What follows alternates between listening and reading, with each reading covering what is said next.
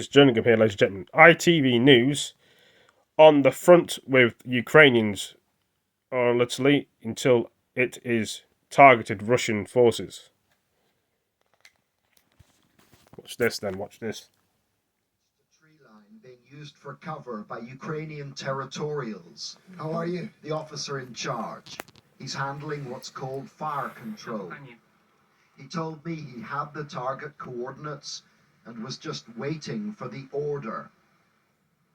Here in eastern Ukraine, spring is in the air, and so is heavy artillery.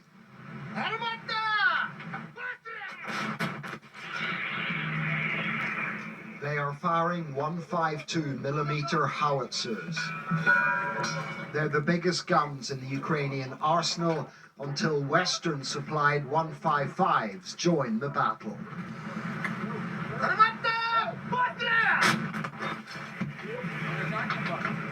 Oh, shot that off.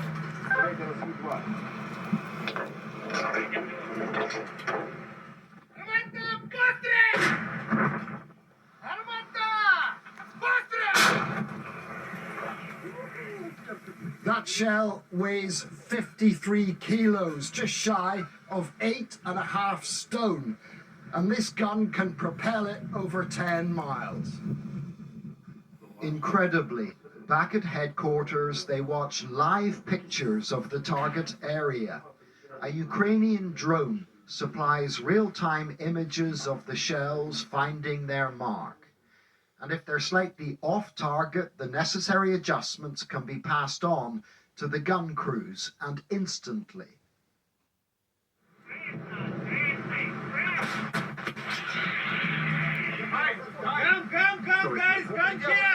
Their salvo complete, they ordered us to hurry into a bunker. So they've rushed all of us into one of the dugouts here because of the danger of incoming Russian artillery. Outgoing fire attracts incoming. While Russian artillery did not reply, we knew Russian warplanes were about. This is an airstrike, and this is a Ukrainian anti-aircraft missile on the hunt. Eventually, we saw a jet putting out flares and flying low in the hope that Ukrainian missiles would not lock on. We spent 2 days with the territorials. They mightn't be spick and span enough for Red Square, but these volunteers are holding their own against Moscow's finest. All the Ukrainian troops on this crucial front, citizen soldiers and career professionals like these, have managed to stall the Russians and deny them forward momentum. However, since their focus turned to the east, the Russians have done considerable damage here. Ironic to think that not long ago the Kremlin thought it could win over the people who call this home. Surely the history books will record this as an absurd war, a Putin ego trip posing as an invasion. Our host throughout was the unit commander nicknamed the Joker. He showed us this crater, the result of an airstrike, and this large Russian missile shot down by the Ukrainians.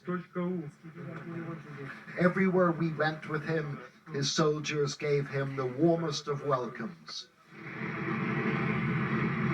Since the war began, he's turned a group of civilians into an effective fighting force. They're already saying he's a legend.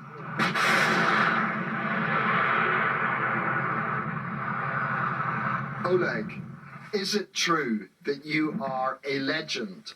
Ну, це в цілому, можливо, і вигадки, але ці вигадки, підтверджуються дійсно подіями, які відбувалися. Мені приємно було, коли безпосередньо за допомогою цієї машини на протязі одного дня було знищено 3 ворожих танки противника. We're on board a Ukrainian armored personnel carrier. It began the war as a Russian one that hit a landmine. It's among the ubiquitous fleet of Russian tracked vehicles towed off the battlefield by farmers and repaired by Ukrainian army mechanics. They were taking it to a firing ground to make sure It's ready to resume its war.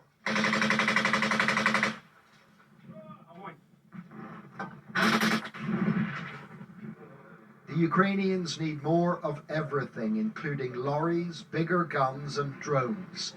In the meantime, they make do and mend in maintenance yards like this. The 152 howitzers need a lot of attention, not least because the youngest of them is almost 50 years old. These artillery pieces are Soviet era, and one of the problems the Ukrainians are facing is they're running out of ammunition for them.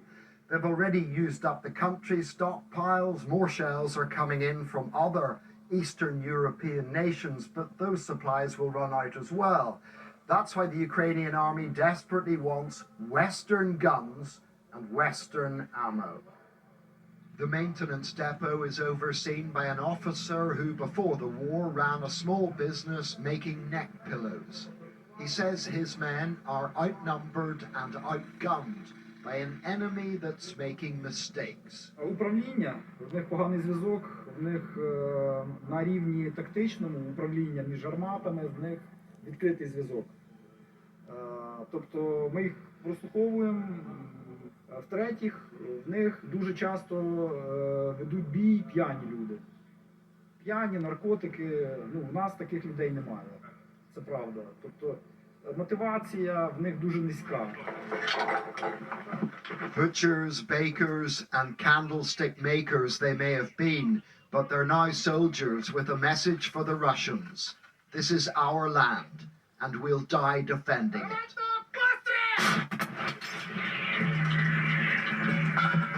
John Irvine, ITV News, Eastern Ukraine.